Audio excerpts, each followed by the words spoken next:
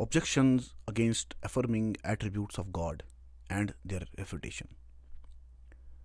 First objection. If attributes were to make God perfect, he would be perfect by means of something other than himself, which would mean that he is imperfect in himself. The answer to this objection. Philosophers and other thinkers who have a wrong idea of God say that if God's attributes were to make him perfect, he would be perfect by means of something other than himself, which would mean that he is imperfect in himself, as they imply imperfection on God's part. They claim he cannot be said to have them. Answering this objection, we would say, as we have pointed out before, that there is a particular perfection only when it exists and exists without any defects. If this is true, the objection that God would be imperfect would be correct only when it is meant that he would be imperfect without these attributes. It is just to avoid this conclusion that we have said that he must have attributes of perfection, otherwise he would be imperfect. But if it is meant that God becomes perfect through the attributes he takes up and is not perfect in his essence, divested of those attributes, we would say that this objection would hold only if we allow that an essence devoid of all attributes can exist out there, or that there can be being out there perfect in himself but devoid of all attributes. But if any one of these possibilities is ruled out, he cannot be perfect without attributes. What then, when both possibilities are ruled out? There is no perfect being in existence without attributes. We know of necessity that a being which is not living, knowing, powerful, hearing, seeing, or speaking is not more perfect than one who is living, knowing, powerful, hearing, seeing, and speaking. It is evident to our reason that a being devoid of these attributes is certainly not equal to a being qualified with them, not to say more perfect than it.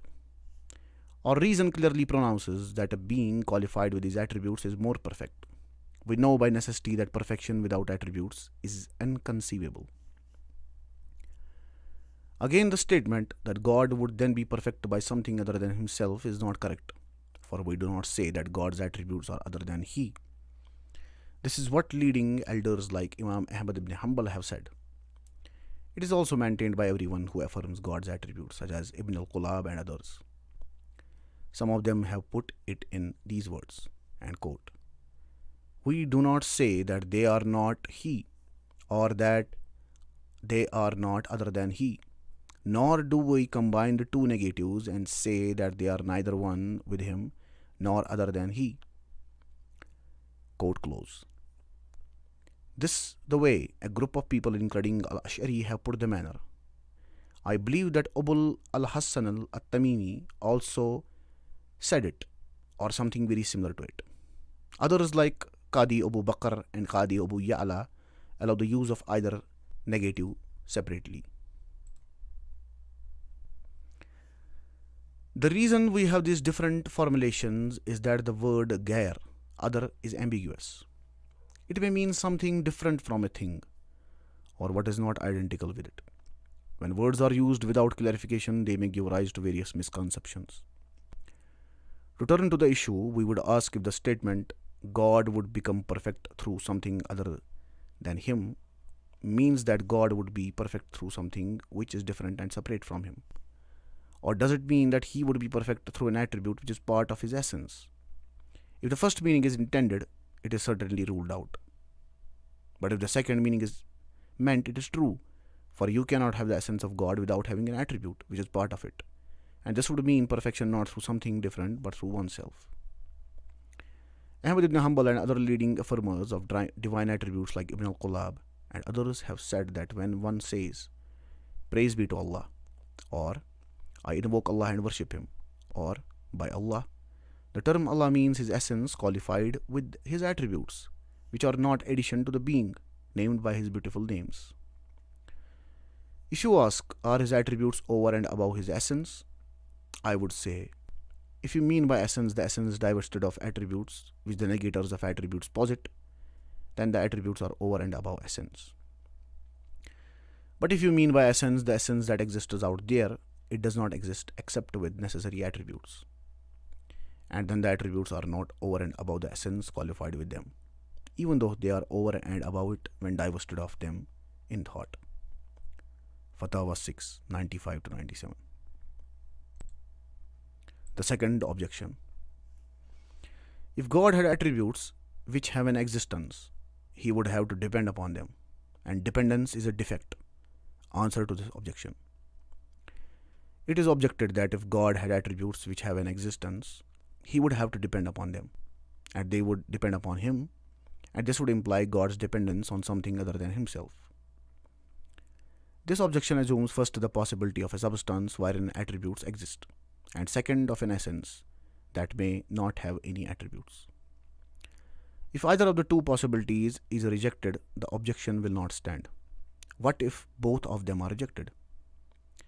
An essence devoid of all attributes is only a mental concept. It does not exist out there, just as being as such does not exist out there. The word Zat is the feminine of Zu, which is not used except in a construct. People say X is Zu ilm wa qudra, that is, X has knowledge and power. Or they say Nafs Zat ilm wa qudra, that is, a soul having knowledge and power. Whenever Zu or Zat is used in the Quran or in the language of the Arabs, it's used in a construct. For example, fear Allah and set right Zat bainakum. Chapter 8, verse 1. That is, set right the relations between yourselves or God. Is aware of Zat as-Sadur, things of the heart, or the word of Khubayb. This is fi Zat al-Ilah, that is, for the sake of God. But when people started talking about it, they first said Zat ilm wa qudra, that is, one having knowledge and power. Later on, they detached it from the construct and made it definite, az-Zat, by adding to it the definite article. It's a newfangled word, not found in the language of the ancient Arabs. That is why scholars like Abul Fath ibn Barhan, Ibn Dahan, and others have said that it is not an Arabic word, although others like Qadi, Ibn Aqil, and others have defended its Arabic origin. The truth is that the word is not found in classical Arabic and is newly coined. As many other words such as al-mawjood, the existent, al-mahiyya, the essence, al-qayfiyya, nature or modality. The word involves the existence of an attribute to which it is ascribed. We say Zat ilm, Zat qudra, Zat kalam, that is, one having knowledge or having power, or one that speaks. There cannot be a thing which exists out there unqualified by any attributes at all. To imagine such a thing is like imagining an accident existing by itself and not by any object. An accident that exists by itself or an attribute that exists by itself are impossible. Every object must have some attributes, and every attribute must have some object existing in itself of which it is predicated. That is why even the opponents admit that they do not know of any object existing in itself which does not have attributes, whether they call it a substance or a body or any other name. Substance Jawhar, body Jism. They admit that the existence of a substance without any attributes is impossible. Hence, if you imagine something that does not have any attributes, you are imagining something which is not known to exist out there or which cannot possibly exist out there. Why then about something which we definitely know is impossible to exist there outside the mind? Like those who deny the existence of divine attributes, the upshot of all that they say is that God does not exist out there and exists only in mind. We can have an idea of them in mind as we can have ideas of things which are impossible, which neither exist nor can be imagined to exist out there. Again, if it is possible for God to have attributes, and what is possible for him is in fact necessary to him, it means that he cannot be without the attributes of perfection. Hence, to think of him as an essence without attributes that are essential and necessary to him is to think of an impossibility. Now, when this idea is ruled out in general and in particular, the objection that God would be dependent on the attributes and they would be dependent on him can only be raised against those things which may be thought to exist without the existence of the other. Since this is impossible, the objection does not hold. We may also ask, what do you mean by dependence? Do you say that the divine essence brings into being the attributes or originates them, or vice versa? Or do you mean that they necessarily imply each other? That is, one cannot exist without the other. If you mean the first, that is, the dependence of an object on its agent, it is ruled out. God does not bring his attributes into being, which are essential to him, nor is he their agent or doer. To be sure, no act which he does and no object which his action brings into being is necessary to him. But his attributes are not the things he does, nor the objects he brings into being. They are part of his essence and necessary to him. If you have the second meaning in mind, that is, the mutual implication between God's essence and his attributes, is correct. It is like saying that there is nothing that exists by itself which is not also eternal or necessary in itself, or that there is no one knowing and powerful who is not living. Now, if his attributes are necessary to his essence, it will make him more perfect than when they are not necessary to him, and exists without the attributes of perfection. Perfection not being necessary for him, but only possible. And in that case, he would be needing someone else to bring it into being, without which would be a defect. Hence, this must be ruled out. It follows then that the mutual implication between the essence and attributes of perfection is the consummation of divine perfection. Fatawa, Volume 6, 98 to 101. The third objection. The third objection is that attributes are accidents, which exist only in a composed body, and a composed being is contingent and dependent. This would imply a defect on the part of God. Refutation of the objection. It has been said that attributes are accidents, that accidents only exist in a composite body. Whatever is composite is contingent and dependent. Hence, to affirm attributes is to impute defects to God. People who affirm the existence of divine attributes have taken three positions on the issue. Whether the term accident, araz, can be applied to divine attributes. Some deny that they are accidents. They say that they are attributes, not accidents. This is the view of Ash'ari and many scholars of fiqh from among the followers of Ahmad and other masters. Others, like Hisham and Ibn Karam, call them accidents. A third group neither denies nor affirms that they are accidents. They pursue the same line as they have done in the case of words like other, gair or body. People have similarly differed regarding the term body, jism. In Arabic, jism sometimes means badan or jasad, the body of a living being, as many scholars of language as Al-Asma'i, Abu Zayd, and others have mentioned.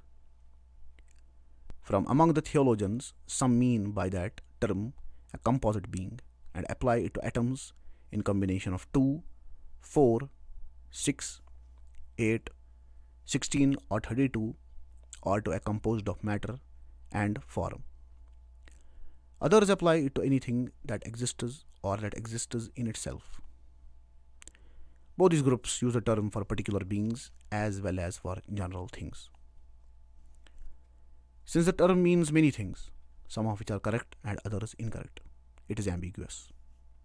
In such cases, we have to determine the meaning before we can pursue the discussion. We must ask, what do you mean when you say that the attributes are accidents? Do you mean to say that they exist in something, or that they are attributes of something, or the like? Which answer is correct? Or do you mean to say that they are flaws or defects? Or do you mean to say that they appear and disappear and never survive for 2 moments? If you mean the first, that is, they exist in something, or that they are attributes of something, it is correct. If you mean the second, that it is flaws or defects, it's ruled out. And if you mean the third,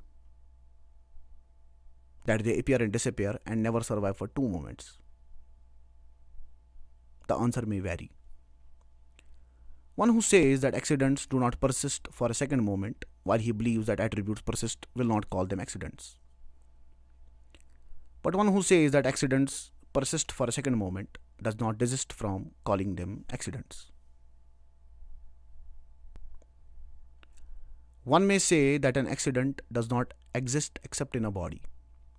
We say, you believe on the one hand that God is living, knowing, and powerful, and on the other that these names apply only to a body, just as those attributes which you call accidents apply to none but a body. Now, the plea that you offer for justifying the application of the names can be offered by the affirmers of attributes for attributes themselves. We further ask, what do you mean by saying that these attributes are accidents and that they exist only in a composite body? Do you mean by a composite body something which is first divided into parts and then assembles itself, or is assembled by someone, or which is divisible and breakable into parts, one part from the other, or which is formed of indivisible atoms, or which consists of matter and form, or which is something that can be pointed to, or which exists in itself, or which is simply existing? If you mean the first, that these attributes are accidents and they exist only in a composite body, we would not accept that divine attributes, which you call accidents, do not exist except in a body as you understand the term. But if you mean the second, that is, by a composite body something which is first divided into parts and then assembles itself, or is assembled by someone, or which is divisible and breakable into parts, one part from the other, we will not accept that it follows thereby that he is a composite being, for God exists in himself and he can be pointed to in our opinion. Hence we cannot accept this charge.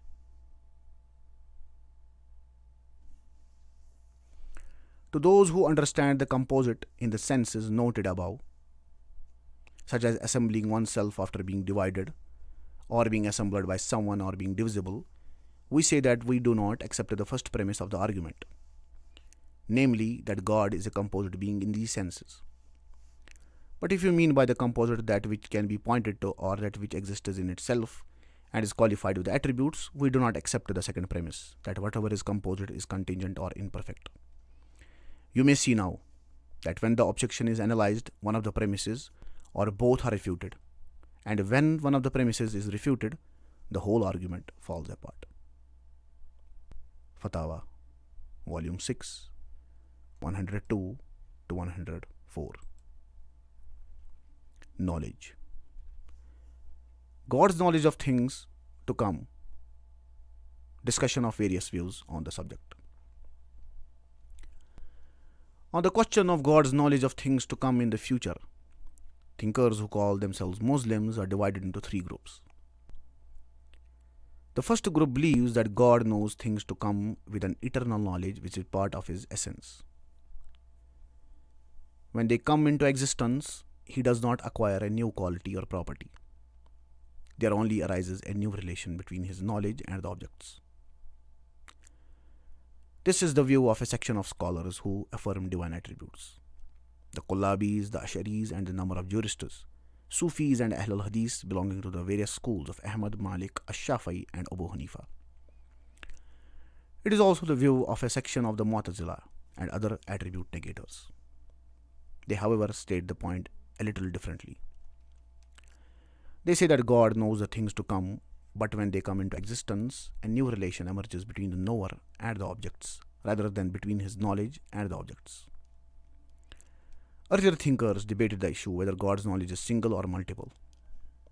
Al-Ashari and most of his followers, as well as Qadi Abu Ya'la and his followers, and many others hold the first view, whereas Abu Sahal al-Saluki holds the second. The second group of thinkers believes that God does not know things except after they have come into existence. This is the upshot of the view which the Qadariyya hold regarding human acts. They say that God does not know of human acts except after they have taken place, and that they are not foreordained. Happiness or misery in the hereafter is not something which is predetermined. These people are the extremists among the Qadariyya.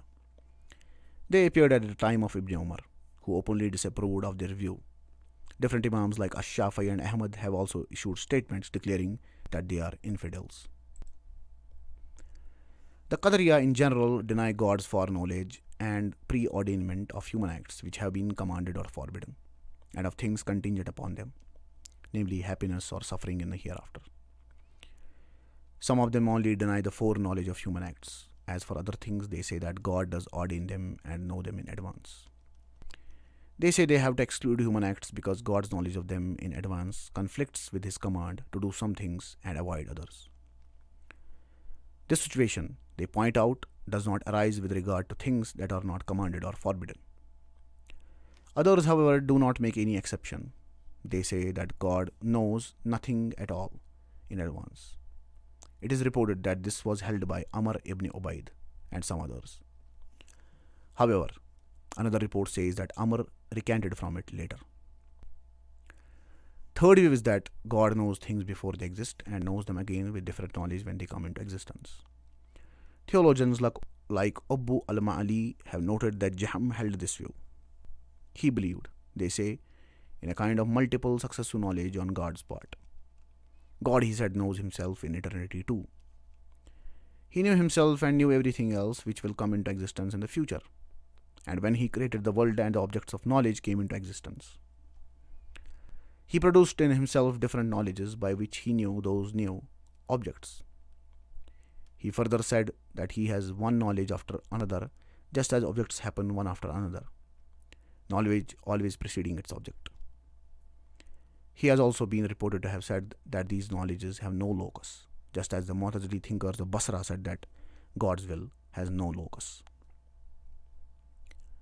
In support of this view, Jahm has quoted the words of the Quran, Liya Alama, chapter 3, verse 166, that he may know. But there is nothing in this phrase to support his view. For while he maintains that God's knowledge precedes the object, the words of the Quran which he has quoted tells that it follows the object. They are therefore completely different things. He has also looked for support in the hadith which tells the story of a leper, a bald-headed man, and a blind man. The hadith contains the words, and quote, "It came to God, Badali Allah, that he should try them." Quote, end. But this coming to God is not opposite to his eternal knowledge, as some extremists among the Rawafis think. Abu al-Husayn al-Basri too is of the opinion that God's knowledge multiplies itself in his essence, as its objects go on coming into existence. Abu al-Barkat, the author of Al-Mu'tabar and a leading philosopher, also subscribes to the idea of successive knowledge and will on the part of God. God's divinity, he says, cannot be saved except on this view. Abu Abdullah al-Razi also inclined towards it in his Al-Matalib al-Aliyah and other works.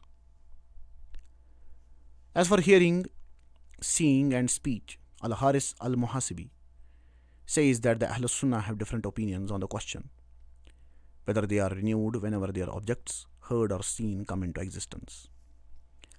The view that whenever things come into existence, God sees and hears them with his eternal attribute of seeing and hearing is held by Ibn Qulab and his followers, as well as Al-Ash'ari.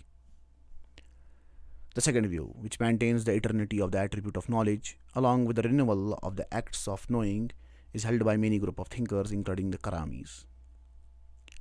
The third view, which affirms knowledge of things on the part of God before and after their existence, is held by the Salimiyya, such as Abul Hasan ibn Salim and Abu Talib al-Makki. All these three views have been attributed to the Aima of the Ahlus Sunnah, like Imam Ahmad. There are among his followers those who hold the first view and those who hold the second view, and the Salimiyya also count themselves among his followers. Like knowledge concerning will too, there are three views among those who affirm the attributes. One is that it cannot be anything other than eternals. This is the view of Ibn Qulab and Ash'ari and their followers. The second is just the opposite, that it cannot be anything other than contingent. This is the view of the Mu'tazila. However, a section of them says that the locus of God's will is something other than his self. Because he cannot be the locus of contingent events, on the other hand, another section, the Basris, say that it exists in God himself, just as speech exists in him. The third view is that God's will is eternal as well as contingent. This is held by different groups of people such as the Karamis, the Ahl al-Hadith, Sufis and others. These people hold a similar view with regard to God's speech. They say that God has been qualified with speech in eternity, but he also speaks whenever he wills. This has been clearly stated by many leaders of the Ahl al-Hadith such as Imam Ahmad and others. However, their followers in later times differed as to what this statement exactly means. Some said that it is the power of speech which is eternal. The Karamis took this position. Others said that the two parts of the statement contradict each other, that this is attributed by Abu Bakr Abdul Aziz and Abdullah ibn Hamid to some followers of Ahmad. So far as God's knowledge and foreordainment of things or events before their coming into existence is concerned, there are innumerable statements in the Quran and Hadith as well as in the traditions of the Salaf that their coming into being has been known to him in advance. He knows what has happened, what will happen, and how something which has not happened will happen when it happens. God has also told us about it. This point has only been disputed by some extremists from among the Qadriya and others. As for the things to come, the following verses may be cited, and quote, "And we appointed the Qibla, which you were used to only to know, those who followed the messenger from those who would turn on their heels." Chapter 2, verse 143. And quote, "Do you think that you would enter heaven without God knowing those of you who fought hard in his cause and without knowing who remained steadfast?" Chapter 3, verse 142. And quote, "Do you think that you shall be left as though God has not known those among you who strive with might and main, and take none for friends and protectors except him and his messenger and the community of believers, and God is well acquainted with all that you do?" Chapter 9, verse 16. And quote, "God will certainly know those who are true from those who are false." Chapter 29, verse 3. And quote, "God will certainly know those who believe and as certainly those who are hypocrites." Chapter 29, verse 11. And quote, "We shall try you until we know those among you who strive their utmost and persevere in patience, and we shall try you are reported." Chapter 47, 31 verse. Jami ar-Rasail, Volume 1, 177 to 183. Power. God has power over everything. He had the power in eternity and continues to have it ever since. He can do by his free will whatever he likes. Everything is in his control. That which is destined and will happen, that which exists at present, that which is done by men, and that which he will himself do. Whether his action causes something else, such as creation or provision, or whether it concerns him alone, such as his ascent or descent. What is possible in itself is not something. What is impossible in itself is not something, hence there is no sense in putting it in his control. There are many questions regarding God's power. First, he has stated that, and quote, "He has power over everything." Chapter 2, verse 109, 148, 259, 284, etc. What does that mean? There are three views on the subject. Some say that since the statement is general, it includes those things also which are impossible in themselves, as for example, the coexistence of contraries. A group of people, of which Ibn Hazm is one, believes that such things are also within God's power. Another group says that though the statement is general, it is in a sense qualified. The impossible in itself is to be excluded from it, for even though it is something, it cannot be placed under his power. Ibn Atiyah and others belong to this group. However, both these views are wrong. Only the third view, which is the view of most of the thinkers, is right. It says that the impossible in itself is not a thing at all. Whether or not the non-being is a thing, the impossible in itself is not a thing. It cannot exist out there, nor can one imagine it to be existing out there.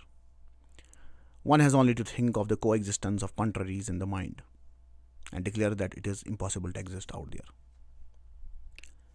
The second question is with regard to non-being. People generally believe that non-being is not a thing, and this is right.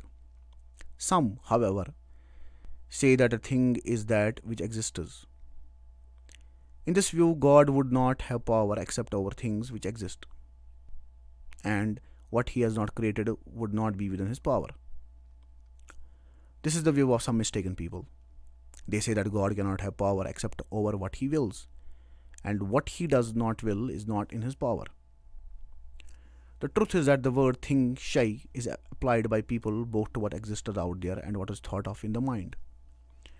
Hence, what God thinks of and knows will exist in thing in thought, knowledge and writing, even though it may not be a thing out there. This is supported by the verse. End quote. Verily, when he intends a thing, his command is be, and it comes into being. Chapter 36, verse 82. The word shay in the verse refers to both kinds of things. Therefore, God has power over everything that which exists, as well as that which the mind may think of as existing. If it thinks of its existence, nothing can be excluded from it, nor included in it.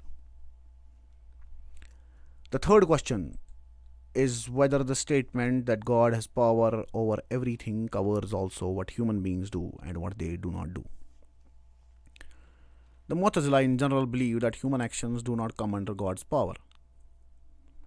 The fourth question is whether the statement extends to God's own actions. The answer is that it does. It extends to both human and divine actions. There are many verses in the Quran to this effect. For example, and quote, "Is not the one who created the heavens and the earth able to create people like them?" Chapter 36, verse 81. And quote, "Does he not have power to give life to the dead?" Chapter 75, verse 40. And quote, "We do have power to put together in perfect order the very tips of his finger." Chapter 75, verse 4, and so on. As for power over existing things, it has been mentioned in such verses as, and quote, "We have created man." Chapter 76, verse 9, chapter 90, verse 4, etc. And, quote, "Does he think that none has power over him?" Chapter 90, verse 5. A hadith says that once Ibn Masud was beating his servant. The Prophet, who happened to see it, said, and quote, "God has greater power over you than you have over this man." This hadith underlines three things. 1. God has power over the being of man. 2. He has more power over man than man has over any of his servants. And 3. Man also has some power. The fifth question. The power of God is power to act, and acts are of two kinds. One which has a separate object, and one which does not have. Both kinds have been mentioned in the verse. He is the one who created the heavens and the earth in 6 days and then ascended the throne. Chapter 57, verse 4. Ascent, descent, coming, and other acts of the kind are intransitive. They do not have an object. They happen to the subject himself. On the other hand, creation, provision, causing death, giving life, bestowing favor, or holding it back, guiding, supporting, revealing, and other such acts require an object.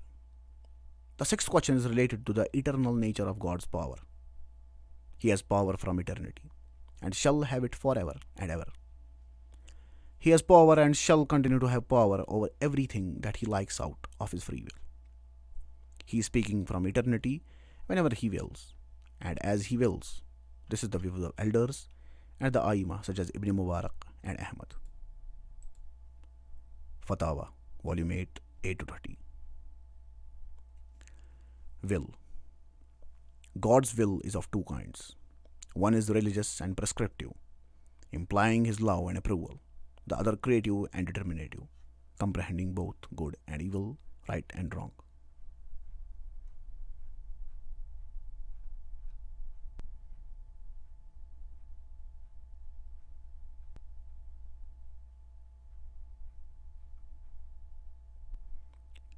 Wisdom. God is wise and merciful, and has not created the world without a rationale. God is wise and merciful. He has apprised that he has created the world with a rationale. He has said, and quote, "Not without purpose did we create heaven and earth and all between." That has been the thought of the unbelievers. chapter 38, verse 27. And quote, "Behold, in the creation of the heavens and the earth, and the alternation of night and day, there are indeed signs for men of understanding, who celebrate the praises of God, standing, sitting, and lying on their sides, and contemplate the wonders of creation in the heavens and the earth, and say, Our Lord, not for naught have you created all this."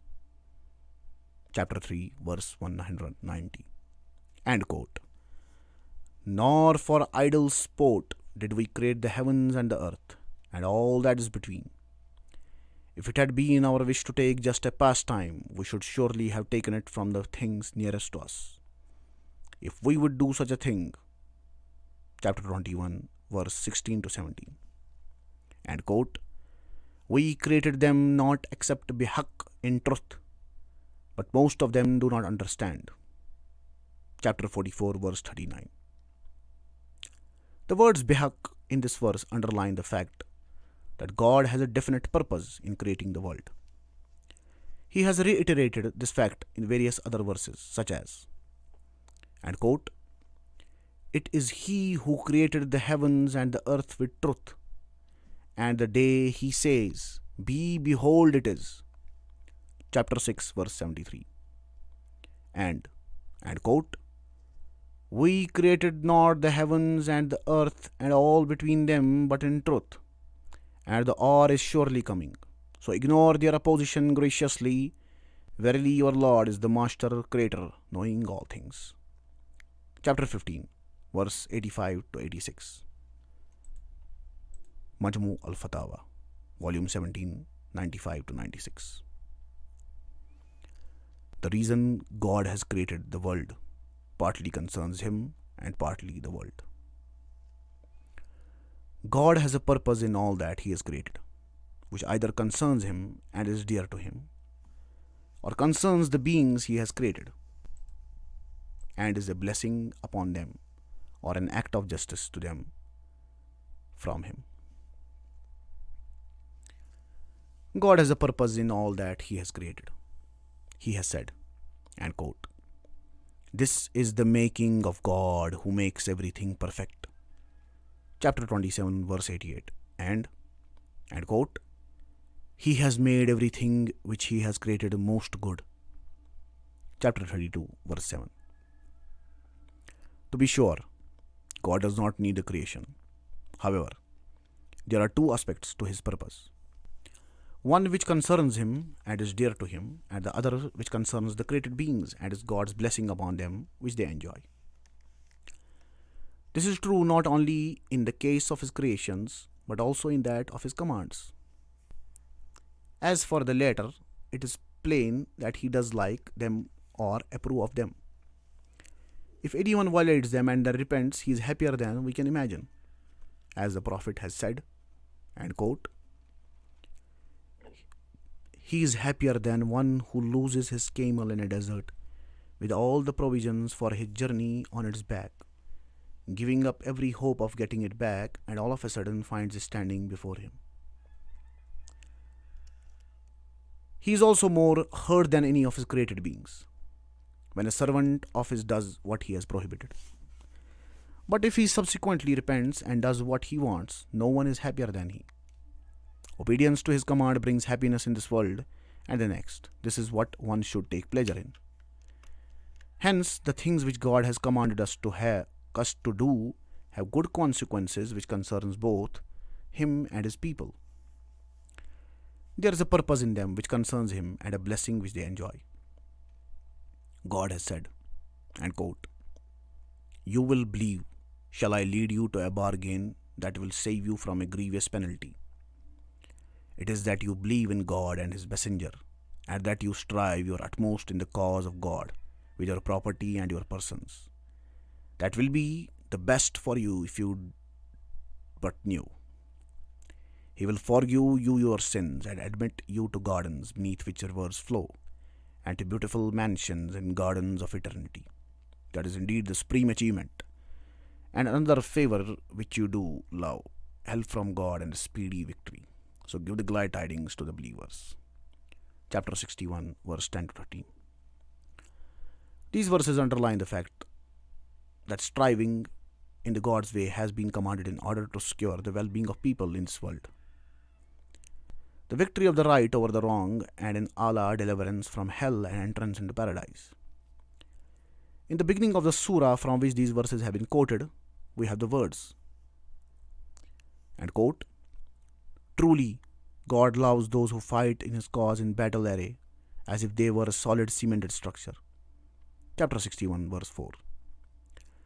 His love implies that He has a purpose in it before Him, that it is also a mercy for His people in the form of blessings in this life and the next. This is the case with all of His commands. In the case of things which God has created, there is also some purpose which is related to Him and which is dear to Him, as well as some purpose which is related to His people, which is a blessing for them. When people talk about the purpose of creation and the wisdom behind it, everyone does according to his knowledge. Some of their ideas are right, some are wrong, and there are some mysteries which they are not able to unravel. Broadly speaking, there are three views on the issue, each of which is held by a large section of theologians and supported by many among the followers of the four Aima: Abu Hanifa, Malik, Ash-Shafi'i, and Ahmad. The first view is held by the negators of divine wisdom. They say that to assert a purpose for God is to attribute some want to Him. They believe that He does what He wills, for no purpose at all. They affirm only His power and will, and the fact that He does whatever He wills. Surely they want to glorify Him, but they end by negating His wisdom under the impression that purpose implies want. This is the view of Al-Ash'ari and his followers, and many others who agree with him, like Qadi Abu Ya'la, Ibn al-Zaghuni, Al-Juwayni, and Al-Baji. This view was first expounded by Jahm ibn Safwan and other determinists who followed him. Philosophers go a step further. They say that whatever pain we suffer or evil we meet in the world is unavoidable. They believe that this necessarily follows from God's essence. In fact, all that happens is a necessary unfolding of His essence. But had they instead said that it follows from His will and power and is produced by Him, it would have been correct. They also assert that the evil in the world is outweighed by the good. This is correct, but it would mean that God has created the world with some definite purpose, that creation has its own rationale which must be appreciated rather than discounted. If it is not, the assertion that good outweighs evil will lose its meaning. Hence, it is clear that every group has some truth and some untruth. These are the four positions, and the fifth position is the one which is held by the Aima, namely, that God has a purpose in whatever He has created, and that it is a wise purpose, and that it is a blessing for the creation. The second of the three views which the theologians have advanced is that anything which God creates or commands is for the good of His people. It is only for their benefit, simply a favor which He bestows upon them. It has no other purpose at all. This is the view of the Mu'tazila and others like them. Some of these people have discussed at length God's wisdom, have denied His foreordainment, Qadr, and worked out a code of law for their Lord which says what is right and what is wrong for Him. They are the Qadriya. However, some of them affirm Qadr and say that God has a purpose, but they say it's a mystery. This is the view of Ibn Aqil and others who affirm Qadr. They are one with the Mu'tazila in affirming purpose, which concerns created beings, though they differ from them in upholding Qadr.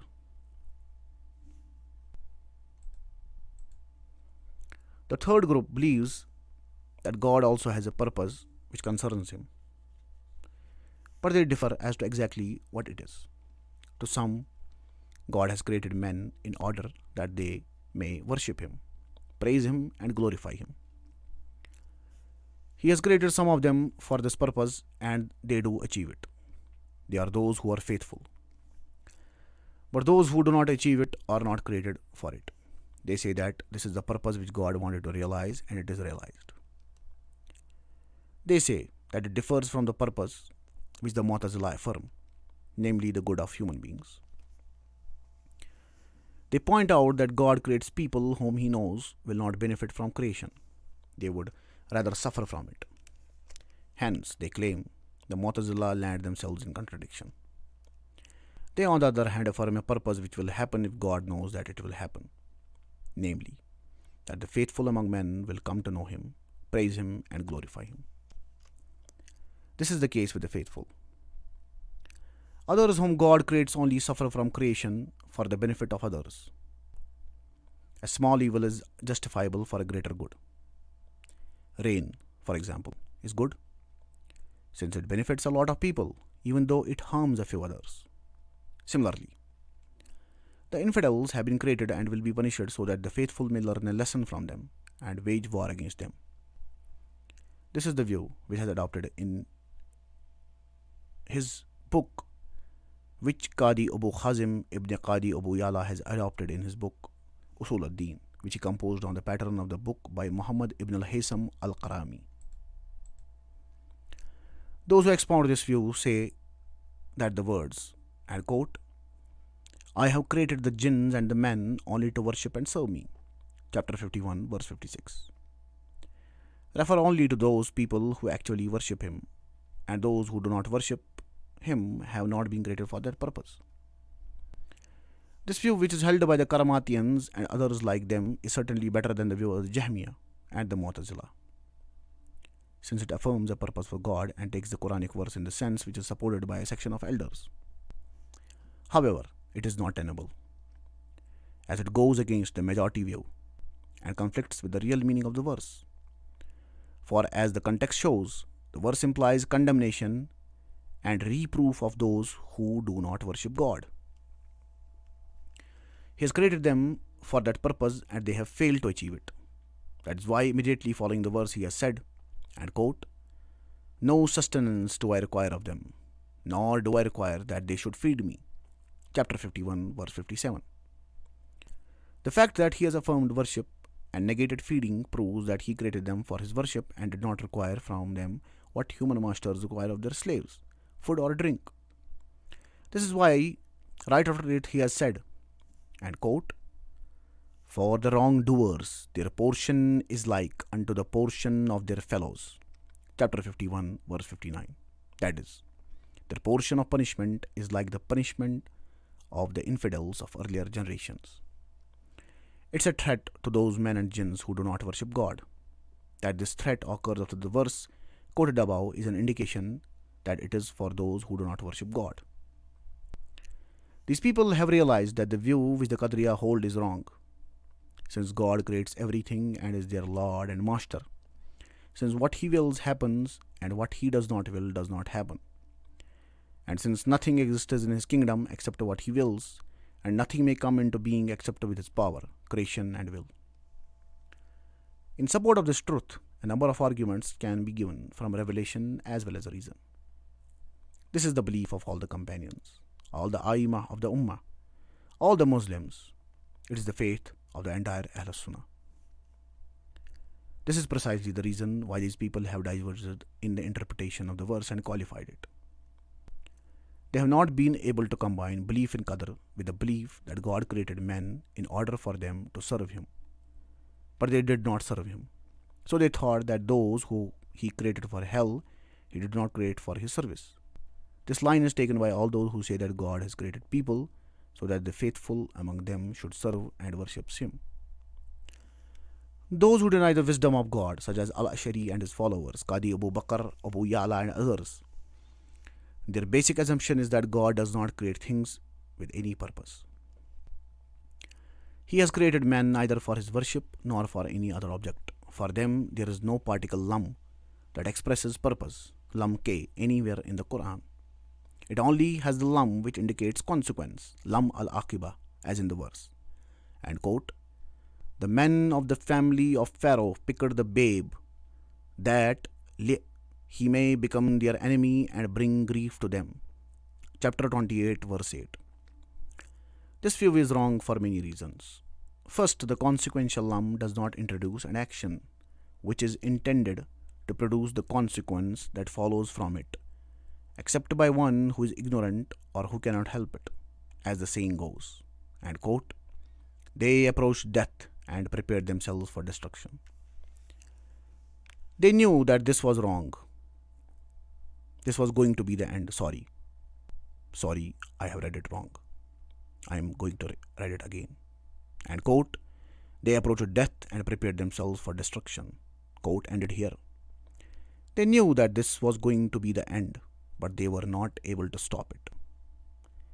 God, on the contrary, is all-powerful and all-knowing.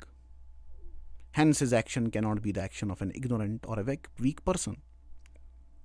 Moreover, it is commonly agreed that God has created men for his own worship and service, and that this is what he has willed. But this would not be true if the lam in the verse liyabuduni is taken as consequential lam. These people admit that God has created them, willed their actions, and willed reward and punishment for their actions. So whatever happens is the object of his will. But they recoil from saying that he may will a thing for something, since a purposive action in their view implies want on the part of the doer. But this is obviously not correct.